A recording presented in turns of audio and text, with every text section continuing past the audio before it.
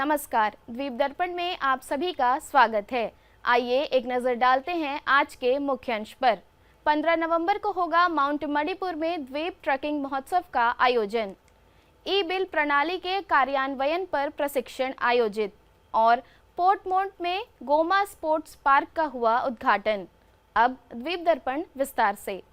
अंडमान निकोबार द्वीप समूह के सांसद विष्णु पदरे ने प्रधानमंत्री, केंद्रीय गृह मंत्री और केंद्रीय स्वास्थ्य मंत्री को पत्र लिखकर केंद्र सरकार की स्वास्थ्य योजना को अंडमान निकोबार प्रशासन के पेंशन धारकों तक विस्तार करने के लिए तत्काल हस्तक्षेप की मांग की है। प्रसिद्ध विधि शिक्षाविद और NLU भोपाल और लखनऊ के पूर्व कुलपति प्रोफेसर बलराज चौहान ने अंडमान निकोबार द्वीप समूह के शैक्षणिक संस्थानों से द्वीपवासियों की ज़रूरतों को पूरा करने का आग्रह किया। उन्होंने कहा कि उन्हें अपने कॉलेजों के पाठ्यक्रम को इस तरह विकसित करना चाहिए कि वे द्वीपवासियों के सामने आने वाली समस्याओं का समाधान कर सकें। उन्होंने शुक्रवार को अंडमान लॉ कॉलेज का दौरा किया और शिक्षकों और छात्रों को संबोधित किया। प्रोफेसर चौहान उत्तर प्रदेश विधि आयोग के पूर्व सदस्य और उत्तर प्रदेश राज्य विधि सेवा प्राधिकरण के सदस्य भी हैं। चर्चा के दौरान उन्होंने वन्य जीव, सामाजिक वास्तविकताओं आदि के क्षेत्रों में द्वीपों और वहां के लोगों के मुद्दों को समझने की आवश्यकता पर जोर दिया। उन्होंने लॉ कॉलेज को हर संभव सहयोग देने का आश्वासन दिया। Professor Chauhan Indian Society of Criminology के पूर्व अध्यक्ष और आपराधिक कानून में सुधार संबंधी समिति के सदस्य भी हैं।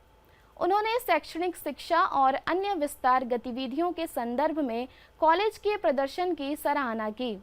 उन्होंने NGO, अधिवक्ता समुदाय और अन्य कॉलेजों के साथ मिलकर मुख्य भूमि से जुड़ने की आवश्यकता पर बल दिया। अंडमान निकोबार प्रशासन का पर्यटन विभाग, पर्यावरण एवं वन विभाग तथा माई भारत के सहयोग से 15 नवंबर को माउंट मणिपुर में द्वीप ट्रैकिंग महोत्सव का आयोजन करने की घोषणा की है।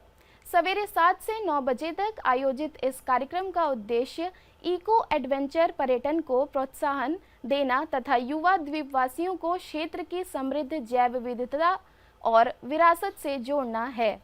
यह आयोजन स्थानीय युवाओं को इको गाइडिंग और एडवेंचर गाइडिंग जैसे करियर विकल्पों की प्रेरणा देगा।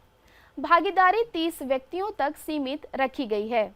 चयन पहले आओ पहले पाओ के आधार पर होगा, जिसमें स्थानीय युवा, ट्रैकिंग प्रेमी, टूर ऑपरेटर और पर्यटक शामिल होंगे। सभी प्रतिभागियों को पर्यटन विभाग द्वारा इको टूरिज्म योगदान के लिए प्रमाण पत्र प्रदान किया जाएगा।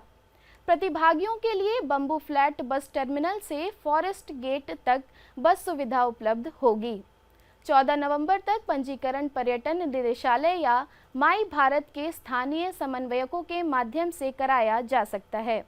अधिक जानकारी के लिए पर्यटन प्रबंधक तथा माई भारत समन्वयक से मोबाइल नंबर 9933255364 तथा 9434286070 पर संपर्क किया जा सकता है। अंडमान निकोबार प्रशासन के वित्त विभाग द्वारा सार्वजनिक वित्त प्रबंधन प्रणाली PFMS और ई बिल प्रणाली के कार्यान्वयन पर एक सप्ताह का प्रशिक्षण कार्यक्रम आज डॉलीगंज स्थित डॉक्टर BR अम्बेडकर प्रौद्योगिकी संस्थान में प्रारंभ हुआ। पेश है एक रिपोर्ट। अंडमान एवं निकोबार प्रशासन के वित्त विभाग द्वारा सार्वजनिक वित्त प्रबंधन प्रणाली PFMS एवं ई बिल प्रणाली के कार्यान्वयन पर एक सप्ताह का प्रशिक्षण कार्यक्रम आज डॉक्टर BR अम्बेडकर प्रौद्योगिकी संस्थान डॉलीगंज में प्रारंभ हुआ। इस कार्यक्रम का आयोजन मुख्य लेखा एवं वेतन कार्यालय, अंडमान एवं निकोबार प्रशासन द्वारा भारत सरकार के वित्त मंत्रालय के नियंत्रक महालेखाकार कार्यालय के सहयोग से किया गया। उद्घाटन सत्र में मुख्य अतिथि के रूप में वित्त सचिव डॉक्टर अमन गुप्ता IAS ने भाग लिया। अपने संबोधन में उन्होंने डिजिटल प्रणालियों को अपनाने की आवश्यकता पर बल देते हुए कहा कि इससे वित्तीय प्रबंधन में पारदर्शिता, दक्षता और जवाबदेही सुनिश्चित होती है। As all of us are very well aware that the finance is the lifeblood of any organization. So even in our case, in terms of the administration of the UT, without finance nothing can function, and that is why finance and the officials related to finance become very important, critical to the processes of governance. And when finance is the lifeblood, we need a system to pump that or manage that system as well. So therefore we have this PFMS in place, which is a way to measure and to decide as to when to pump blood at which part of the organ, where not to pump blood depending on expenditures. And all of us present here are various organs of the entire organizational system. कार्यक्रम के स्वागत भाषण में लेखा एवं budget निदेशक श्री स्वर्णेंदु दासगुप्ता ने वित्त सचिव के नेतृत्व में प्रशासन के वित्तीय प्रबंधन तंत्र को और अधिक सुदृढ़ बनाने की दिशा में उठाए जा रहे कदमों की जानकारी दी। Our secretary guiding us like anything, आप ये कर लो, वो कर लो, ऐसा करो, and we are on our toes. क्योंकि हमें जो है, जो भी इंस्ट्रक्शन मिलती है सर से, हम चाहते हैं कि वो हम फॉलो करें। एंड एज ए रिज़ल्ट आज हमारे साथ में CGA से 11 senior accounts officer, clap for them please. A huge team of 11 senior accounts officer is with us. ये प्रशिक्षण अंडमान एवं निकोबार द्वीप समूह के तीनों जिलों के कैम्बल बे, मायाबंदर और श्री विजयपुरम में आयोजित किया जा रहा है ताकि अधिकतम अधिकारी इससे लाभान्वित हो सके। इस अवसर पर श्री प्रवीण कुमार भल्ला, श्रीमती ज्योति नागपाल और श्री पूरण सिंह सहित कई वरिष्ठ अधिकारी उपस्थित रहे। इससे पहले 7 और 8 नवंबर को कैम्बल बे में इसी प्रकार का प्रशिक्षण कार्यक्रम आयोजित किया गया था, जिसका उद्घाटन सहायक आयुक्त श्री केशव नरेंद्र सिंह ने किया था। आगामी 14 और 15 नवंबर को मायाबंदर में ये प्रशिक्षण आयोजित किया जाएगा। This is a wonderful opportunity for all of us to share our knowledge, exchange our ideas and learn from each other experience. I extend my warm greetings to all the distinguished officers and participants who are part of this training program. कार्यक्रम में प्रशासन के विभिन्न विभागों के साथ साथ LSW, CISF, CBI, FSI, BSI, ZSI, ASI, light house विभाग, इंडिया टूरिज्म, जनगणना कार्यालय, निर्वाचन कार्यालय और राष्ट्रीय सांख्यिकी कार्यालय सहित कई केंद्रीय संस्थानों के अधिकारी भाग ले रहे हैं। प्रशिक्षण में PAO, pension, GPF, SNA, CNA, ई-बिल एवं भारत कोष जैसे कई मॉड्यूल शामिल हैं, जिनका उद्देश्य द्वीप समूह में वित्तीय सुशासन को और अधिक सुदृढ़ बनाना है। कार्यक्रम का समापन PAO 3 एवं नोडल अधिकारी PFMS श्री M. मोहम्मद अशरफ के धन्यवाद ज्ञापन के साथ हुआ। उन्होंने वित्त सचिव, CGA कार्यालय के अधिकारियों और सभी प्रतिभागियों का आभार व्यक्त किया। We received a communication from the CG office that the e-bill concept is being rolled out in EIS and CDDO module. As you all know, last year I think the e-bill system was introduced, and initially we were using this for bills such as the contingency bills and all, and the claims of the government servants. But pay bill, which is of a larger volume in terms of the bills which are being submitted in pay and account office, that was not touched upon. So we were waiting for this part also to be computerized, so that one of the issue as far as pay and account office faces is the amount of rather physical bills which we receive. We keep on searching for spaces to keep the physical vouchers and all. So we have been waiting that these pay bills should be converted into e-bill, and we welcome this approach of CGA to quickly think over that and introduce that also. So we were very forthcoming for this idea, and we as the Chief Pay and Account Office has been always whatever things are being brought out by the CG office, we have been willing to implement it. पतन प्रबंधन board Andaman Nicobar प्रशासन ने द्वीप समूह में cruise tourism circuit विकसित करने के लिए संभावित निवेशकों और डेवलपर्स से अभिरुचि पत्र मांगे हैं। यह पूरी परियोजना नो कास्ट नो कमिटमेंट यानी बिना किसी शुल्क और बिना किसी बंधन के आधार पर होगी। इस सर्किट के लिए 9 मनोरम स्थलों का चयन किया गया है। इनमें डिग्लीपुर, मायाबंदर, स्वराज द्वीप, श्री विजयपुरम, हट बे, कार निकोबार, कछाल, कमोटा तथा कैम्बल बे और बैरन आइलैंड शामिल हैं। इस महत्वपूर्ण परियोजना को लेकर सभी हितधारकों के लिए एक वर्चुअल बैठक आगामी 19 नवंबर को शाम 4:30 बजे आयोजित की जाएगी। इच्छुक निवेशक और developers Google meet meet.google.com/USW-MGZF-PCC link के माध्यम से बैठक में शामिल हो सकते हैं। अभिरुचि पत्र का प्रारूप अंडमान निकोबार प्रशासन की आधिकारिक वेबसाइट www.andamannicobar.gov.in से डाउनलोड किया जा सकता है। दूरदर्शन केंद्र श्री विजयपुरम कल doctor speak live phone in कार्यक्रम का प्रसारण करेगा। विश्व निमोनिया दिवस विषय पर चर्चा करने के लिए एनिम्स एवं जीवी पंत अस्पताल की सीनियर रेजिडेंट बाल चिकित्सक डॉक्टर रीमा डकुआ स्टूडियो में उपस्थित रहेंगी। दर्शक फोन नंबर 03192 217213 और 232434 पर कॉल कर डॉक्टर से प्रश्न पूछ सकते हैं। कार्यक्रम का प्रसारण कल शाम 5:30 बजे से 6 बजे के बीच होगा। अंडमान निकोबार पुलिस के इंडिया रिजर्व बटालियन मुख्यालय पोर्टमोट में शहीद हेड कांस्टेबल गोमा बराइक के स्मृति में गोमा स्पोर्ट्स पार्क का उद्घाटन किया गया। इस अवसर पर पुलिस सॉकर लीग के पहले सीजन की शुरुआत भी हुई, जिसमें पूरे द्वीप समूह से 28 टीमें भाग ले रही हैं। पेश है एक रिपोर्ट।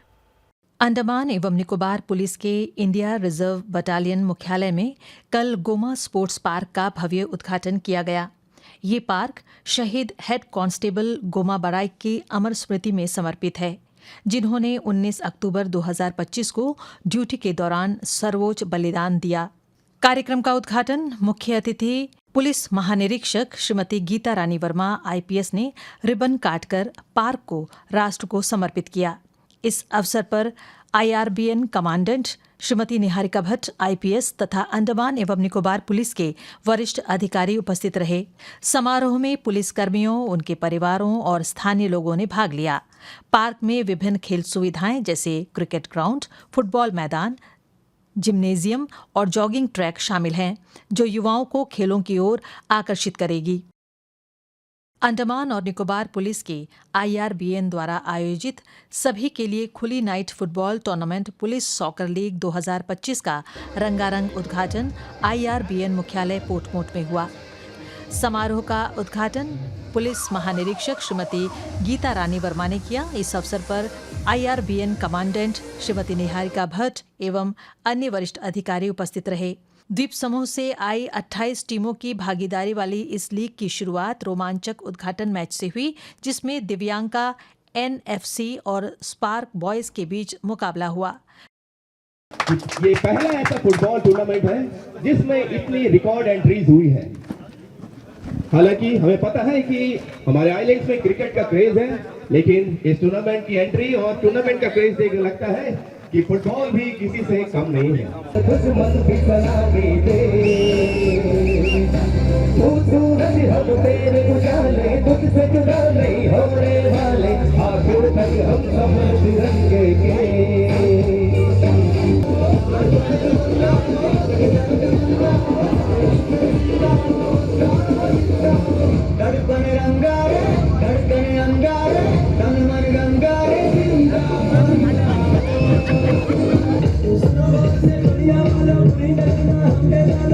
It's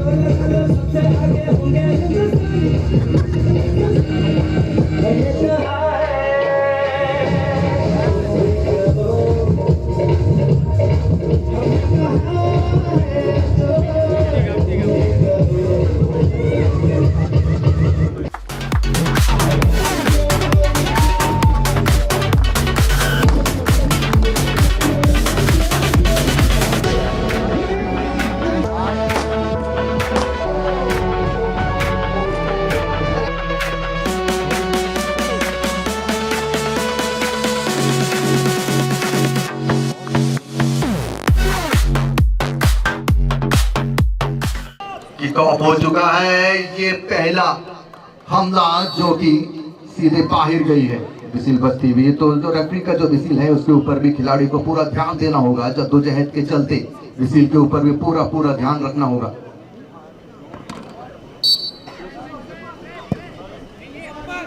बहुत ही लंबा किक यहाँ पर गोल पोस्ट के करीब, देखना होगा खिलाड़ी पीछे। तो इसी के साथ कॉर्नर की अर्जित करेगी टीम स्पार्क बॉयज। टीम दिव्यांग एनएफसी कॉर्नर की अर्जित करते हुए पहली कॉर्नर किक, क्या देखना होगा क्या ये कॉर्नर किक गोल में तब्दील कर पाएगी कि नहीं। शॉट आया था लेकिन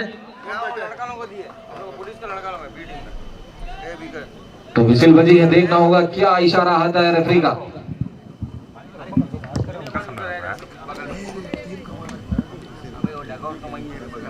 तो फ्री किक अर्जित करी है टीम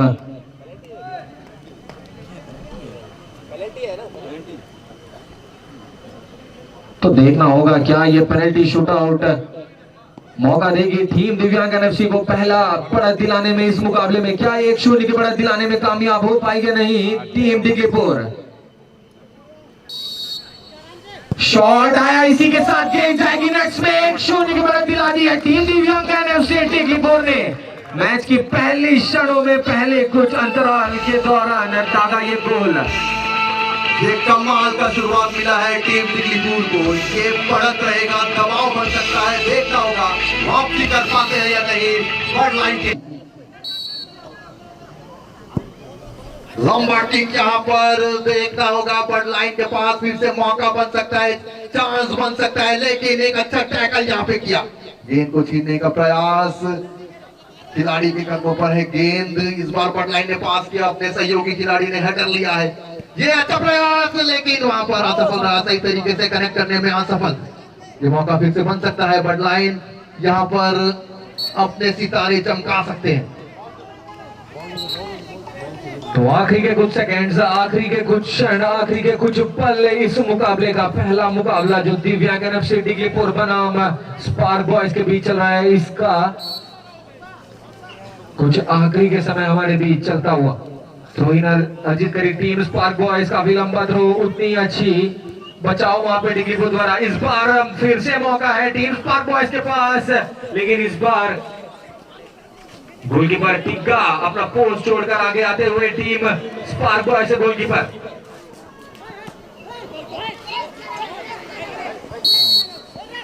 तो इसी के साथ विसिल बजी है और 1-0 के साथ इस मुकाबले को अपने नाम कर दिया है टीम। राष्ट्रीय स्मारक सेलुलर जेल में पर्यटकों की सुविधा के लिए साउंड एंड लाइट शो को और आकर्षक बनाने की दिशा में एक नया कदम उठाया गया है। 7 नवंबर से जेल परिसर में अतिरिक्त हिंदी शो शाम के समय आयोजित किया जा रहा है। यह शो शाम 8:50 से 9:30 तक चलेगा। इसके लिए प्रतिदिन शाम 3:30 बजे फिनिक्स बे जेट्टी से जलयान सेवा उपलब्ध रहेगी।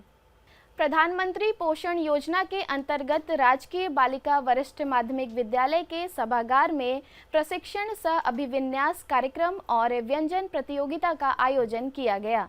पेश है एक रिपोर्ट।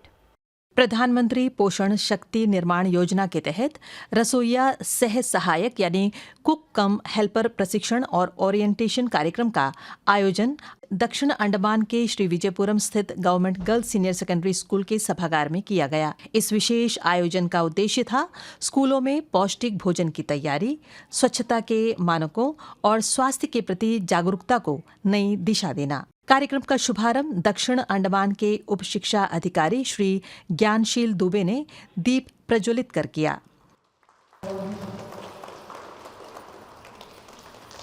अपने प्रेरक संबोधन में उन्होंने कहा, पौष्टिक आहार और अच्छी स्वच्छता ही छात्रों के स्वस्थ भविष्य की असली नींव है।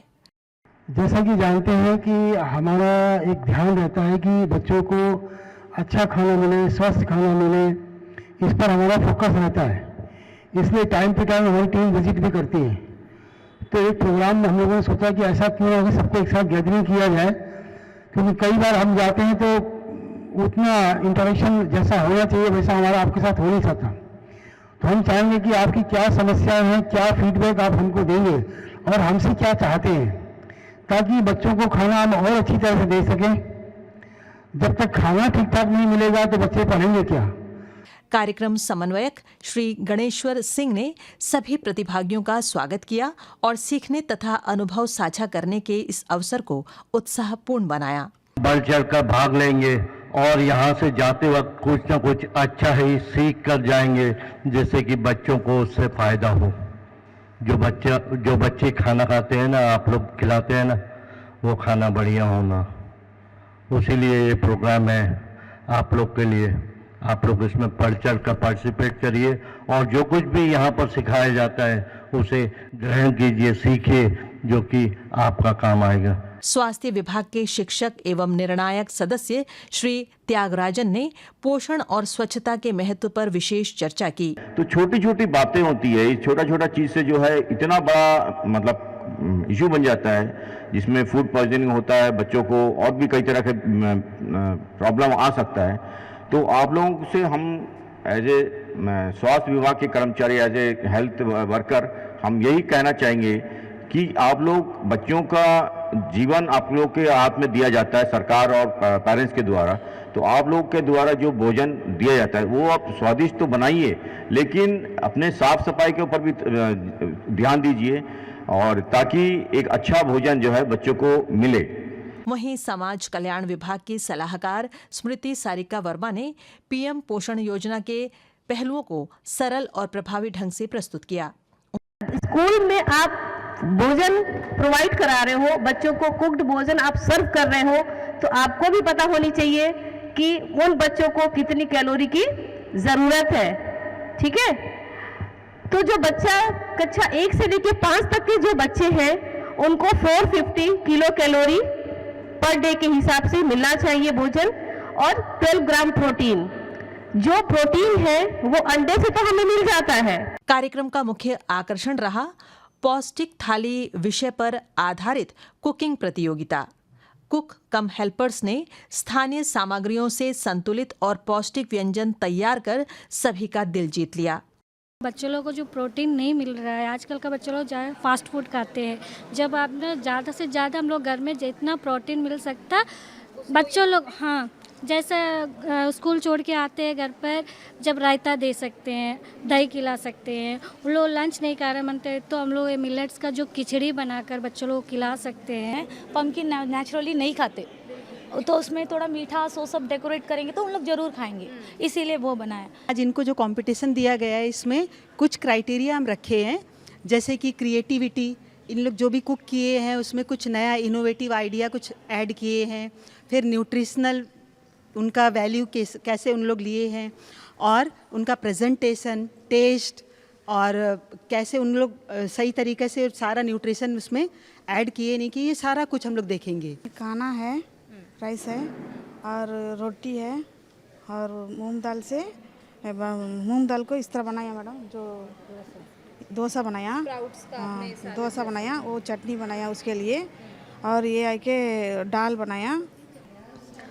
इसको न्यूट्रिशन में और रिच बनाने के लिए जो हमारा स्प्राउट्स है, होल मूंग, इसमें हम इसको थोड़ा सा स्टीम कर सकते हैं, बॉईल कर सकते हैं इसको हल्का सा लाइटली, और इसके साथ में इसमें हम लोग टमाटो, कुछ फ्रूट्स और कुछ स्पाइसेस ऐड करेंगे, तो इसका जो न्यूट्रिटिव वैल्यू होता है वो इंक्रीज़ कर जाता है। डोसा बनाए, tomato chutney, coconut chutney, paneer and pulao, और बच्चों को यूजुअली पापड़ सब पसंद होता है, तो एडिशनल उसके साथ। हाँ, इसमें राई है, जीरा है, और मिर्ची है, करी पत्ती है, धनिया पत्ती है, प्याज है, सब डाल के तड़का बनाया। तड़का बना के वो जो बैटर में मिलाया, मिलाने के बाद जो उन्नीपम जो चट्टी जो होता है उसी में पकाया, भाप में पकाया है। ये मिक्स दाल है। केआर कैटरर से हूँ, धनीखाड़ी जंक्शन से आती हूँ मैं, और एक ही स्कूल है, नियर अबाउट 200 स्टूडेंट्स होते हैं। और ये आपका मूंग दाल का इडली है। मूंग दाल जैसा कि हम लोग चावल का उड़द दाल, वैसा ये मूंग दाल आपको प्रोटीन रहता है, ये एक तरफ से हेल्दी फूड्स है। और इसके साथ जो थोड़ा बच्चा जो स्पाइसी के लिए, ये आपको ग्रीन चिल्ली का चटनी, जिसमें हम लोग धनिया भी डाले हैं। चावल बनाए हैं, चावल से कार्बन डाइऑक्साइड मिलता है, और सोयाबीन है, पनीर, अंडा है और दाल। पुरस्कार वितरण समारोह में विजेताओं को सम्मानित किया गया, जहां उनके रचनात्मक प्रयासों और संतुलित भोजन के प्रति समर्पण को सराहा गया। ये आयोजन न सिर्फ एक प्रतियोगिता थी, बल्कि स्कूलों में पोषण, स्वच्छता और स्वास्थ्य के मूल्यों को नई ऊर्जा देने वाला एक प्रेरक कदम भी साबित हुआ। अंतर्द्वीपीय जलयान यात्रा संबंधी सूचना। MV हडबे मायाबंदर होते हुए डिगलीपुर की यात्रा पर कल सुबह 7 बजे श्रीविजयपुरम से प्रस्थान करेगा तथा इसकी वापसी अगले दिन सुबह 7 बजे डिगलीपुर से श्रीविजयपुरम के लिए होगी। MV रानी लक्ष्मी स्वराज द्वीप और लॉन्ग आइलैंड होते हुए रंगत की यात्रा पर कल सवेरे 6 बजे श्रीविजयपुरम से प्रस्थान करेगा और इसकी वापसी कल ही दोपहर 12 बजे उन्हीं रास्तों से होते हुए श्रीविजयपुरम के लिए होगी। MV कछाल शहीद द्वीप, स्वराज द्वीप, स्टेट आइलैंड, कदमतला और लॉन्ग आइलैंड होते हुए रंगत की यात्रा पर कल सवेरे 7 बजे श्रीविजयपुरम से प्रस्थान करेगा और इसकी वापसी अगले दिन सवेरे 7 बजे उन्हीं रास्तों से होते हुए श्रीविजयपुरम के लिए होगी। सभी जलयानों के यात्रा कार्यक्रम मौसम की स्थिति पर निर्भर होंगे। अंत में मुख्य अंश एक बार फिर। 15 नवंबर को होगा माउंट मणिपुर में द्वीप ट्रकिंग महोत्सव का आयोजन। ई-बिल प्रणाली के कार्यान्वयन पर प्रशिक्षण आयोजित और पोर्टमोंट में गोमा स्पोर्ट्स पार्क का हुआ उद्घाटन। इसी के साथ ही आज का यह द्वीप दर्पण कार्यक्रम यहीं पर समाप्त होता है। नमस्कार।